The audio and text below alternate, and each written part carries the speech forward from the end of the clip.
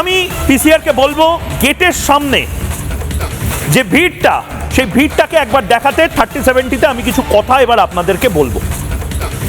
ভালো করে দেখুন, এই যে ফলতায় যে বিক্ষোভটা দেখানো হচ্ছে, জাহাঙ্গীর খানকে কেন প্যারেড করানো হবে তার জন্য এই যে বিক্ষোভটা দেখানো হচ্ছে, এই যারা জড়ো হয়েছে এরা কারা? এরা কি জাহাঙ্গীর খানের ফুফা? এরা কি জাহাঙ্গীর খানের চাচা? এরা কি জাহাঙ্গীর খানের খালা? এরা কারা? এদের মধ্যে কেউ কি বাবর আছে? জাহাঙ্গীর খানের বাবার হলো আবার জ্বর সারল ঔষধে। মোগল সম্রাট বাবরের গোষ্ঠীর কেউ আছে এখানে? কেউ পারস্য দেশ থেকে এসেছে, কেউ মধ্যপ্রাচ্য থেকে এসেছে, আসেনি।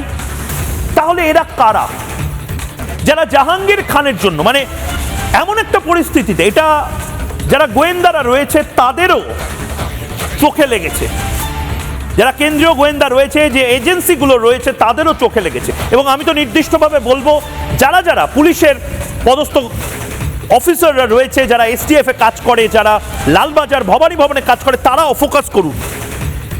এই যে ভিড়টা, এই ভিড়টা অর্কেস্ট্রেট, অর্থাৎ আর্টিফিশিয়ালি তৈরি করা হয়েছে। এই ভিড়টা জাহাঙ্গীর খানের এই প্যারেডের প্রতিবাদে কিছু জনকে রাস্তায় নামিয়ে দেওয়া হয়েছে এবং অবিলম্বে এদের ইন্টারোগেশন প্রয়োজন।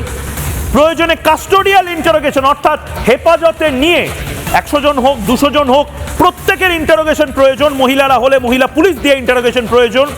কেন্দ্রীয় বাহিনী যে কাজটা করেছে সেটা তাদের কাজ, কিন্তু এদেরকে কি টাকা দেওয়া হয়েছে? একটা সময় কাশ্মীরে পাথর ছোড়ার জন্য টাকা দেওয়া হতো, একটা সময় পশ্চিমবঙ্গে পাথর ছোড়ার জন্য, পাথর বাজির জন্য 500 টাকা 600 টাকা করে দেওয়া হতো।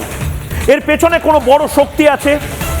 আমি আবারও বলছি, এটা কিন্তু তৃণমূল কংগ্রেসের বিষয়ই নয়, এটা তৃণমূল কংগ্রেসের থেকে অনেক বড় জাতীয় নিরাপত্তার বিষয়। এই যে ফলতাতে নির্দিষ্টভাবে যাদেরকে পাথর ছুটতে বলা হয়েছে, যাদের বিক্ষোভ দেখাতে বলা হয়েছে, মাইকে ঘোষণা হলো তার 10 মিনিটের মধ্যে যারা জড়ো হয়েছে, যেখানে জাহাঙ্গীর খান রয়েছে, হয়তো তাকে ছিনিয়ে নিয়ে যাওয়ার জন্য যারা জড়ো হয়েছে, এই মুখগুলো কারা?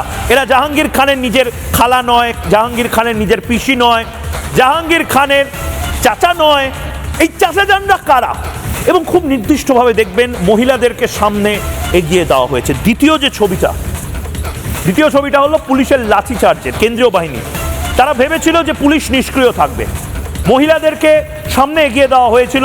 এবং এগিয়ে দেওয়া হয়েছিল একটাই কারণে, যাতে করে একটা সেন্টিমেন্ট গ্রো করে।